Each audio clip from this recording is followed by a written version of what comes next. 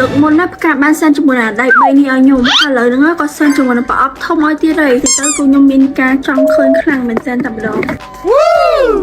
Oh my god អ្នកទាំងអស់គ្នាមើល packaging របស់គេផងនិយាយទៅគឺប្លែកខ្លាំងមែនតើហ្មងអញ្ចឹងដៃ3ដែលយើងមកភ្លឺឆ្ងល់ហ្នឹងមានន័យថាផ្កាចេញ3ពណ៌ថ្មីទៀតហើយអញ្ចឹងពណ៌នេះគឺជាផ្កានគររីកឯណោះគ្នាហើយពណ៌នេះគឺជាផ្កាទឹកដោះចុងក្រោយនេះគឺជាផ្កាអង្គាដីហើយទៅមើលខាងក្នុងវិញម្ដង Oh my god ពណ៌នេះបែករាងស្វាយប៉ុន្តែស្អាតខ្លាំងហ្មងសម្រាប់អ្នកខូថនណា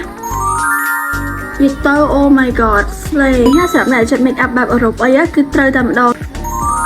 ពណ៌ដែលលាបបានគ្រប់ថូនទាំងអស់ចំការបានចេញបីពណ៌ថ្មីនេះមកគឺថាអត់ឲ្យអ្នករងចាំខកបំណងទេឥឡូវខ្ញុំមកធ្វើការរៀបវាឲ្យនេះស្រាប់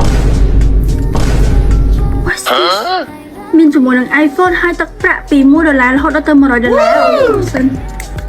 អូអ្នកទាំងគ្នាខ្ញុំចាប់បាន$5 so help អូ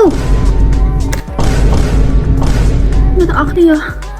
Oh my god ខ្ញុំឈ្នះ iPhone 16ពេលអ្នកទិញជាមួយនឹងផ្កា Plus ហ្នឹងកុំភ្លេចមើលនៅខាងក្នុងនោះផងកោះឈ្នះអត់មានស្អុយកន្លែងណាទេឲ្យតែមានកាតកោះអ្នកទាំងគ្នាបើសិនចង់បានរង្វាន់បញ្ញាប់ទិញឲ្យហើយទៅទាន់មានរង្វាន់ព្រោះអីខ្លាចតាគីយកអស់ហើយខ្លាចអស់ស្តុករបស់វគ្គហ្នឹងគឺចប់ហើយចំពោះពណ៌ថ្មីហ្នឹងនឹងធ្វើការ release ថ្ងៃទី4ខែមេសាឆ្នាំ2025ហើយថ្ងៃនេះដែរផ្កាក៏មានជាមួយនឹង Pop Up Store ផងដែរដែលមានទីតាំងនៅជីម៉ុង271 Pop Up ហ្នឹងធ្វើរយៈពេល3ថ្ងៃថ្ងៃទី4ទី5និងទី6ចាប់ពីម៉ោង10ព្រឹករហូតដល់ម៉ោង10យប់បងប្អូនបើសិនអ្នកចង់តែជាមួយនឹងពណ៌ថ្មីឬទិញពណ៌ថ្មីអាចទៅ pop up ឲ្យផ្ទាល់បានថ្ងៃហ្នឹងខ្ញុំក៏ទៅដែរហើយសម្រាប់ activity ផ្សេងៗទៀតណាអ្នកគ្នាអាចទៅមើលក្នុង page ការរបស់ខ្លួនឯងបានសូមលាក់